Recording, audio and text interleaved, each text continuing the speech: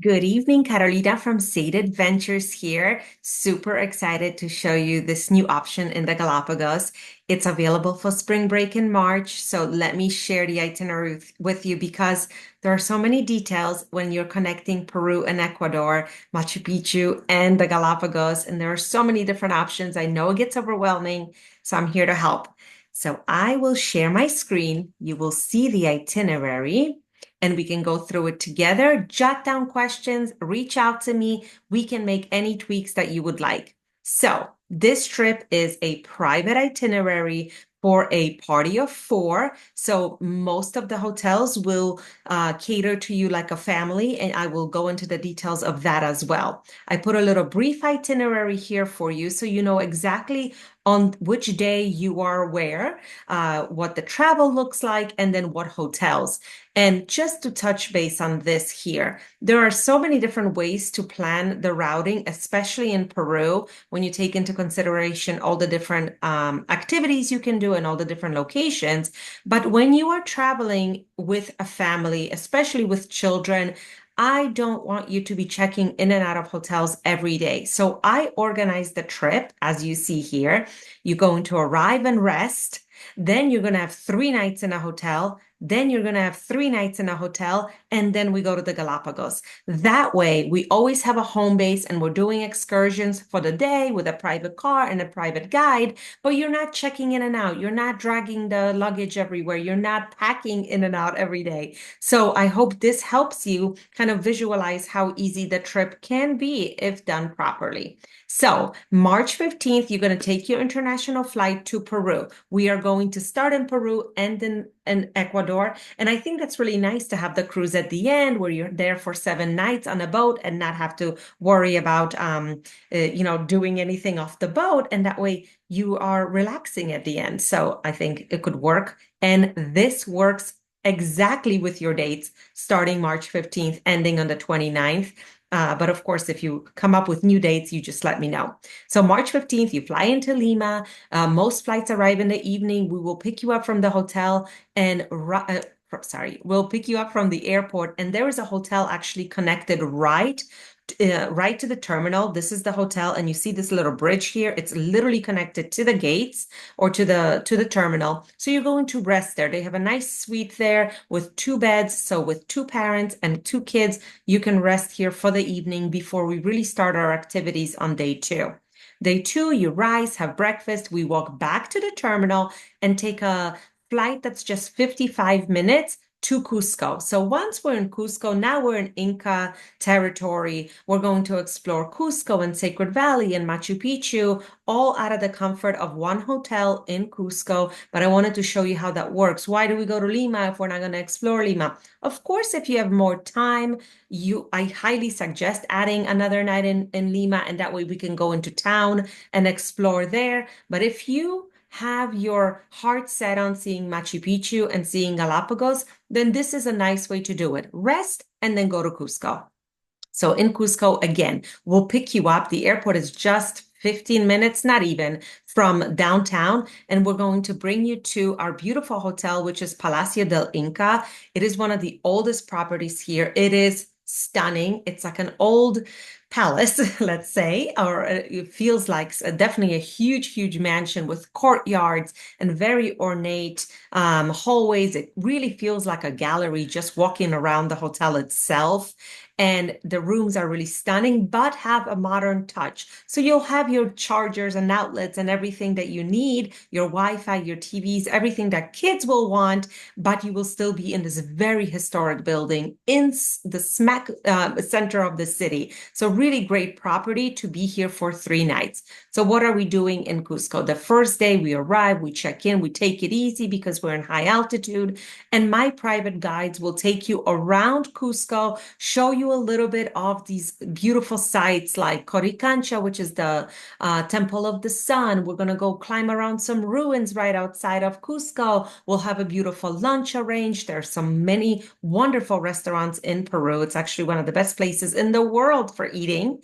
And of course, there's indigenous communities, there's wonderful photo opportunities just like this one, because there are llamas all over Cusco. I was just there this summer for my seventh time, and I have brought my children here as well. I have two daughters, and they absolutely love whenever we can incorporate some llama activity. So we can definitely do that for your family as well.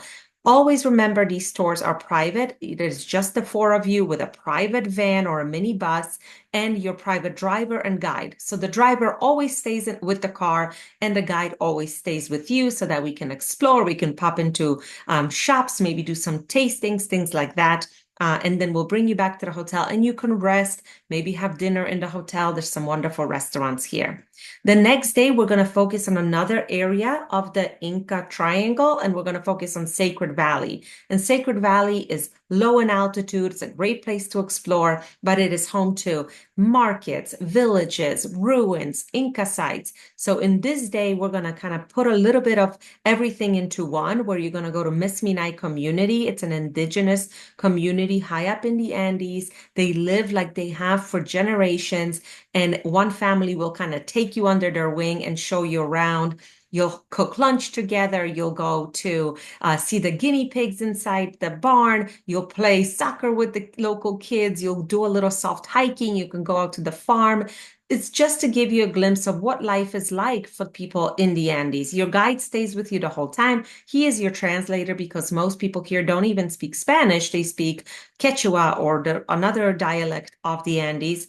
And then we'll also, of course, have lunch there, and then we'll have a visit to Ollantaytambo, which are really, really visually stunning ruins and lots of terraces like this. So you can explore, the kids can run around. It's a great family day. And then we come back to Cusco and rest.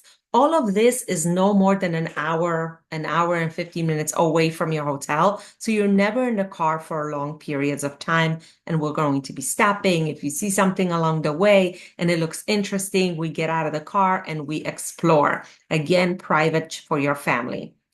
And now on our last day in Cusco, which is March 18th, we're going to do a full day adventure from Cusco to Machu Picchu and back.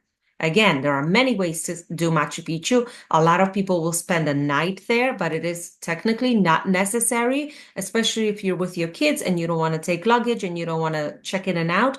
We're going to take a morning train to Machu Picchu. It's about 2.5 hours from Cusco or from the train station.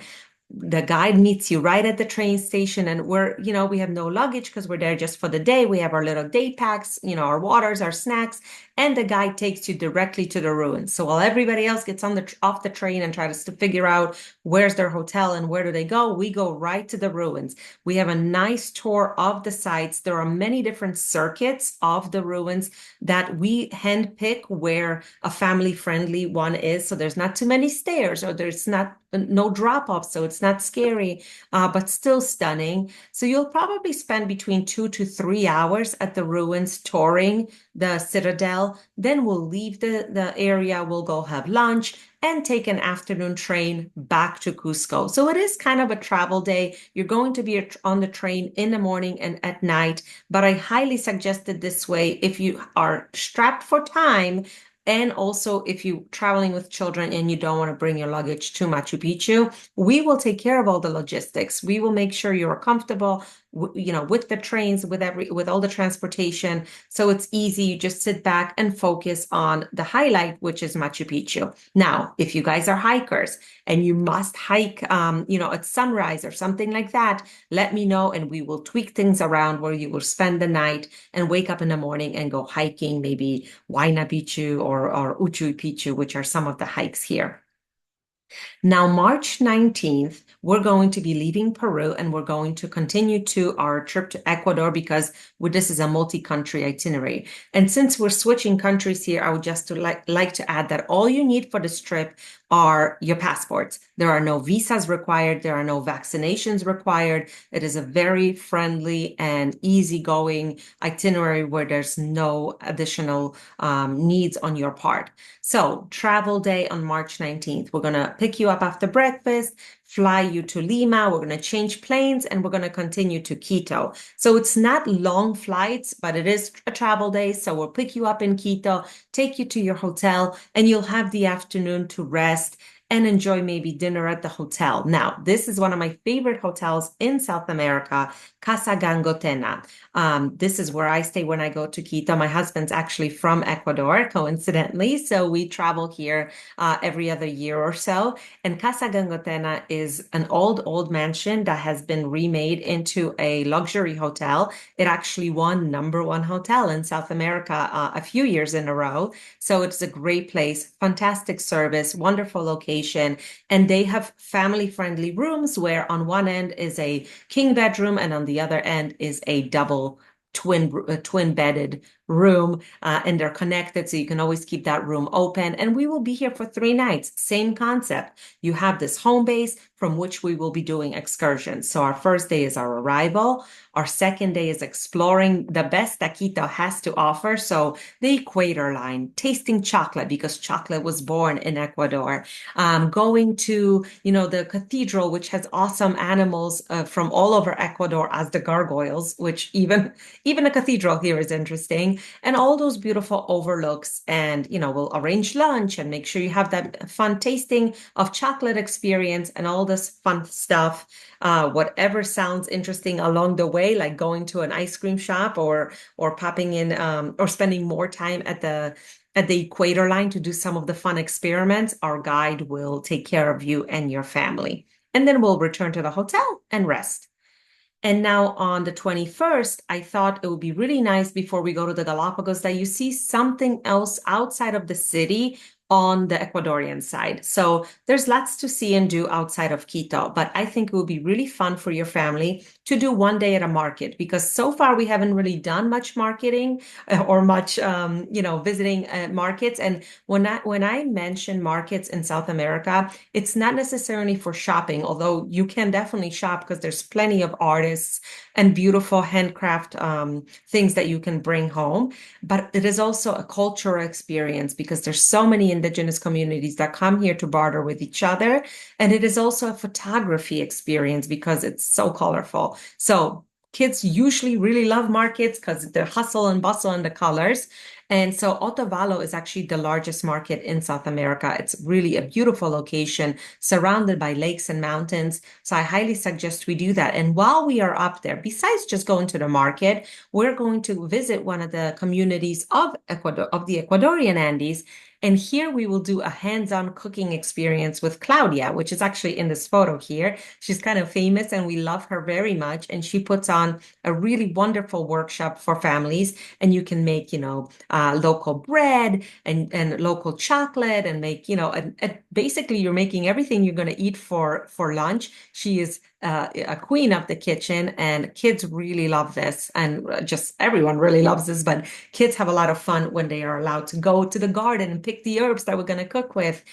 So that is the kind of the experience that we do up here in Ecuador. And then afterwards we come back and we spend our last night in that beautiful Casa Gangotena, preparing mentally for the Galapagos. And now day 8, we have been traveling, we have been exploring. Now it's time for the Galapagos.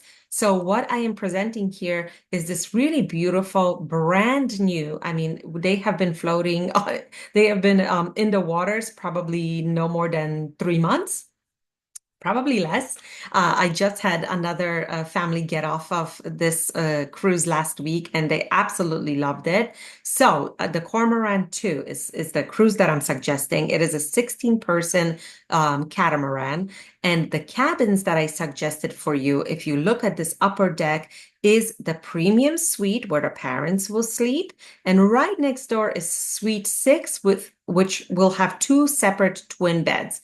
The reason I'm suggesting this boat and this setup is because the premium suite has a private large balcony with its own jacuzzi on it. So how fun for the kids to hang out with the parents, sit on their balconies, really be together, but still have their own twin beds, still have their own space to sleep in.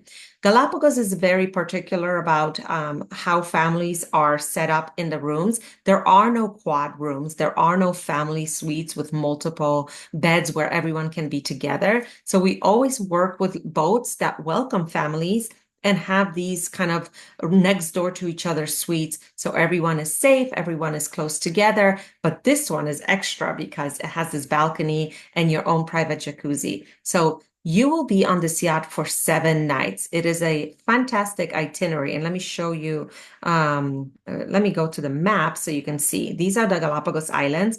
And this is the itinerary of all the islands and all the sites that you will be visiting in 7 nights.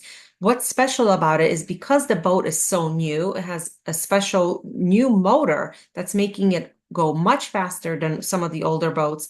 And that way you're seeing a lot more islands. I've seen itineraries where in 7 nights you would only see maybe two-thirds of these sites. So keep that in mind. The newer the boat, the more sites you will be able to enjoy.